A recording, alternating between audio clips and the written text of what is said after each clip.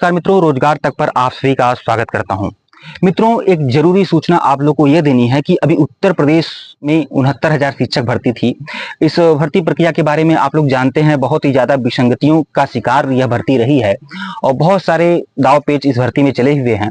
तो 69,000 की जो भर्ती थी, ठीक है, 69,000 की जो भर्ती थी, लगभग अभी मतलब हो सकता है कि ये 3-4 वर्ष पुरानी ये भर्ती है और उसमें भी लगभग 2 वर्ष तक लोग इसमें मानसिक तनाव का भी शिकार रहे। ठीक है, कभी कट ऑफ को लेकर, कभी कुछ को लेकर, कभी भारांक को लेकर, कभी शिक्षा मित्रों के साथ विरोध को लेकर।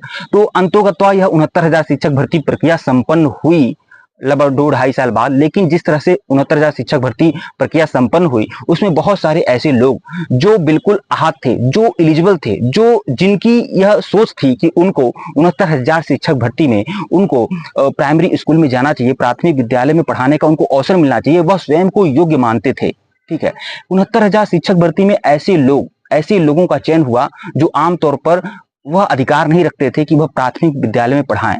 ठीक है, और बहुत सारे ऐसे लोग जिनके नंबर बहुत सारे ज्यादा थे, ठीक है, लेकिन उसके बावजूद भी वो चयन सूची से बाहर हुए। उसके पीछे कई सारा रीजन है। देखिए, 69,000 शिक्षक भर्ती में कई सारे ऐसे छोटी छोटी विसंगतियां थी और बहुत सारी विसंगतियों को तो उस समय जो शिक्षा मंत्री थे उन्होंने भी स्वीकार किया। अंतोगत्वा उनको स्वीकार करना पड़ा। शुरुआत में तो वह स्वीकार नहीं किए, लेकिन शासन प्रशासन के शीर्ष अधिकारी और नेतागण भी इसे स्वीकार किए कि कहीं ना कहीं चूक हुई है। 69,000 शिक्षक भर्ती में विसंगतियां हुई हैं और विसंगतियां भारी, बहुत ही ज्यादा मात्रा में हुई हैं।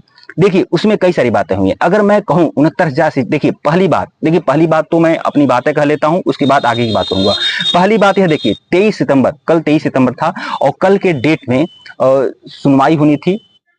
ठीक है, लेकिन जज साहब बैठे नहीं तो सुनवाई नहीं हो पाई। तो उसमें जो कुछ ऐसा वर्ग जो 69,000 शिक्षक भर्ती में जो आरक्षण घोटाले की आदि की बात कर रहा था, तो उन लोगों का कहना है कि वह आहत हो रहे हैं और सॉलिसिटर जनरल को गवर्नमेंट को भेजना चाहिए और उनकी पैरवी करना चाहिए। मैं आपको बता दूं, 6,800 चयन सूची की बात बता दूं, 6,800 चयन सूची का भविष्य क्या है, तो मैं बता दूं 6,800 चयन सूची का कोई भविष्य नहीं है। ठीक है, यह सिर्फ राजनीतिक फायदे के लिए, राजनीतिक विसंगतियों के कारण, राजनीतिक दबाव के कारण 6,800 की चयन सूची निकाल दी गई थी। उसका कोई मतलब नहीं है। जिस तरह से कोर्ट ने जो आदेश दिया था, इसके पहले जो कोर्ट ने आदेश दिया था कि हम 69,000 शिक्षक भर्ती को इसको एक तरह से रद्द मानकर फिर से एक नया जैसे चयन सूची निकाला जाए और उसमें इस बात का ख्याल रखा जाए कि आरक्षण का ख्याल रखा जाए कि आरक्षित वर्ग के अभ्यर्थी, जो भी आरक्षित वर्ग के अभ्यर्थी हों, उनके साथ धोखा ना हो, आरक्षण का फायदा सबको मिले, जो संवैधानिक आरक्षण का फायदा है वो मिले। तो बिल्कुल, तो इस मामले में तो हर कोई तैयार है कि संवैधानिक आरक्षण का हवाला, संवैधानिक आरक्षण में किसी प्रकार का कोई भेदभाव हुआ हो तो उसके साथ ऐसा ना हो। बिल्कुल नए तरीके से भर्ती फिर से मेरिट सूची जारी हो और इसमें सबको फायदा मिले। लेकिन इसमें किसका किसका अहित हुआ है मैं बता दूं। अगर आरक्षित वर्ग के अभ्यर्थी SC, ST, OBC और बाकी अभ्यर्थी अगर यह कह रहे हैं कि इसमें आरक्षण घोटाला हुआ है, तो सबसे बड़ा जो 10% का जो आरक्षण घोटाला हुआ है वो सीधे सीधे EWS वर्ग का हुआ है, इकोनॉमिकल वीकर सेक्शन का हुआ है। ठीक है, तो इसके लिए भी एक बहुत सारे केस चल रहे हैं, 69,000 शिक्षक भर्ती के ही चल रहे हैं। तो इसमें भी अगर यह मामला आएगा तो यह भी मामला